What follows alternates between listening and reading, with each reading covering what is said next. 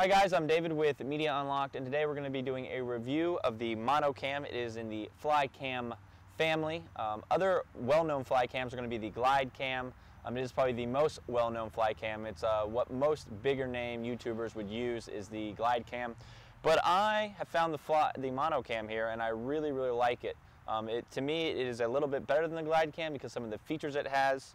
One of the really cool things about it is, hence MonoCam, it allows you to actually use it as a monopod, and it has a base. While the base is not really going to hold your DSLR up, but it will help steady your DSLR as long as you have a hand on it. As well, the base pivots, so you can actually pivot your base, which is really nice. And it sticks a little bit, which is really good, so it's not, it doesn't get stuck. It doesn't get too tight, or it's not too loose, where it's just all over the place. It's kind of in between, which is really nice. So again, the MonoCam is going to run you a little bit less than the Glidecam 2000, but more than your basic Flycam, which is actually, you know, your basic Flycam is going to be about $200, and they're gonna operate okay, but they're not going to operate nearly as good as this MonoCam or Glidecam. Shipped, this is going to run you about $350. I think the Glidecam 2000 brand new is about $350 to $400. Sometimes you can get a little bit cheaper, maybe. So let's kind of dive into this and talk about what I really like about this MonoCam here. One of the most awesome things about it is it is really easy to stabilize compared to other Flycams out there. It's even faster than the Glidecam. So something that I always do when I'm actually using it as a Flycam is I always take this base off. I only use this base when I actually need it. To me, the base throws off your weight a tad bit. If you do decide to leave the base on and use it, what you need to do is you need to wrap it up around like this, and it needs to be like this if you're going to leave it on the MonoCam. This will allow it to get the best possible results. But I really don't like leaving the base on. I do have the base with me at all times. So I'm going to set that to the side. As well, something else I should mention, it does come with a bag, which is really nice. So you have a carrying bag. You also have a bag for your weights. We're going to go into that a little bit more in depth here in a minute. So here's what the MonoCam pretty much looks like when I'm using it. Now what we're going to do is we're going to add in the weights. So in setting up your MonoCam, the easiest way to put the weights on, they screw right into the base right here. And again, make sure all this stuff is put up and tightened good. So with the base, I like to run it with the base instead of against it. So instead of sitting out here like this, I like to run it like this. And we'll screw this in. So as you can see, there it is like that, and it's pretty straightforward. Tighten that in just a tad bit more, and there you go. So you can take these weights off. They break down to 3 separate weights, as you guys can see. I do suggest, though, that with the DSLR camera, most of the lenses are gonna fit fine. Most DSLR cameras, like the Nikons and the Canons, are gonna fit fine with the lens, unless you're trying to put like a 70-200 on there.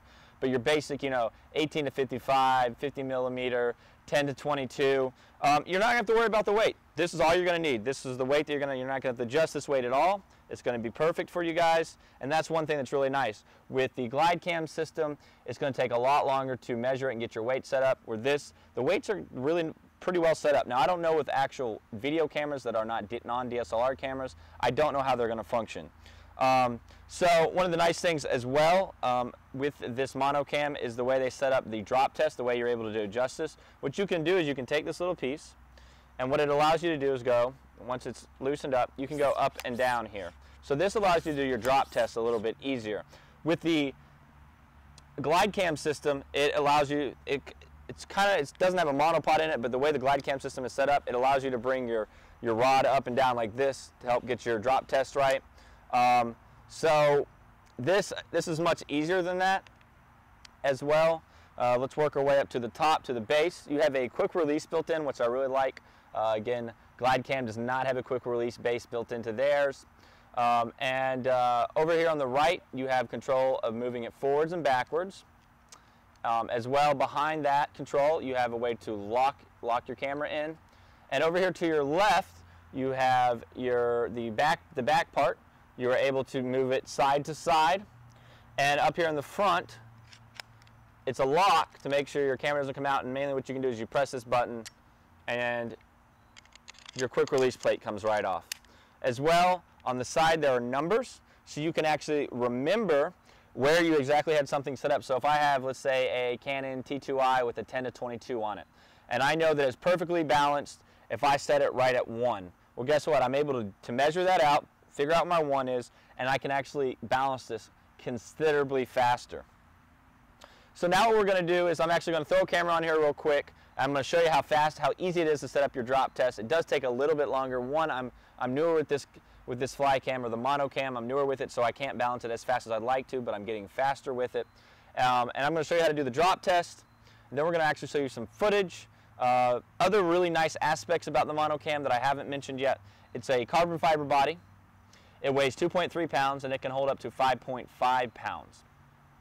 So that's another really nice thing. This is very travel setup, travel oriented. So like I'm going on a big trip in a couple weeks. I'm going to be taking this with me on the plane, and it breaks down to such a small amount that it's really easy to fit in my bag, so I can travel with this and use it wherever I go. Where something like the Glidecam, it's a little bit bulkier, it's a little bit heavier, and it's going to be a little bit harder to travel with, especially if you're using a plane. So we're going to set up a camera on this, and I'm going to explain a few more things, and then we're going to show you some test footage, and we'll be doing a balancing test and teaching you guys how to balance this once I learn how to balance it a little bit faster, and I can do a better job of explaining it to you. So before I throw my camera on the quick release plate, one thing I did want to mention that I didn't mention a second ago is that you have multiple holes here.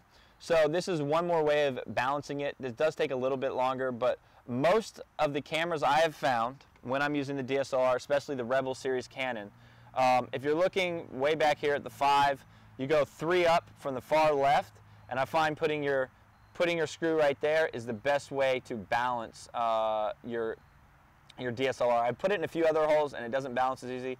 I find this is the best place to balance it. So what we're going to do is, I've got my little mini screwdriver. I take one of these around wherever I go. It makes life so much easier. Straighten this out, make sure everything's very straight here. Tighten it good. Once it's tightened, I'm going to put that on there. And we're gonna tighten this over to the far left and lock it in. And we're going to kind of see how my camera's set up. So it's leaning kind of forwards, but for the most part, it doesn't look too bad. So the first thing that you want to do is the drop test, and that's what I'm going to show you guys today. I'll show you the rest of the balancing tips another date. But the drop test is kind of something important and very easy to do. That's the first thing I find that I always do before I do anything else when I'm doing it. So the objective is to let this fall very smoothly for about 2 or 3 seconds. So let's see what happens when I drop it. See how fast that does it? I want it to be a lot slower than that. So what I'm going to do, it's a tad bit top heavy. So we're going to move it down a tad bit, tighten it up, and see how it looks now. And that's pretty good. Again, let me show you that again. You want to wait. You want it to bake about 2 or 3 seconds. So 1 and 2 and 3. Now if I move it, let's say, further down, you're going to notice how top heavy it is, and it's going to fall forwards really fast. See that? And this is going to wobble down there. So we want to scroll it back up to about here. I felt like that's where it was at last time. And nope, still a little top heavy. So we need to bring it up a tad bit more. And this is the really nice thing that the Glidecams do not have built into their system. And that's a little bit fast for my liking. So again, and so this, you can see this takes a little while just to get your drop test perfect, let alone trying to get your forward side to side set up with actually balancing it perfectly. And that's going to take a little bit too long. So we still need to move it up and just a hair. And now let's try 1 and 2. Do that again. 1 and 2 and 3. So that's about good right there. And then the next thing you would do is you'd go in here and set up your side to side forward. As you can see, it's leaning way forward, so you're probably going to want to bring it back a little bit, and you just keep doing that until you get it perfectly balanced. Still leaning a little bit forwards. And then once you feel like you've got it perfectly balanced, I do another drop test to make sure that it's not too top heavy, too bottom heavy, and it still gives that 2 to 3 seconds. So hope you guys really liked this this review. I really like the MonoCam. I've kind of explained why I think it's better than a lot of the other Flycams that are available on the market today. There will be a link down below. It does come from China, and but they were great. They sent this thing out to me. I think it took them like a week to maybe 2 weeks to get this to me, so it was pretty quick. It seems to be pretty well made. It does have a few plastic parts I feel like they could break, but they seem to be holding up really well. I've had this for close to a month now, and I've used it on quite a few projects. So customer service with them has been great.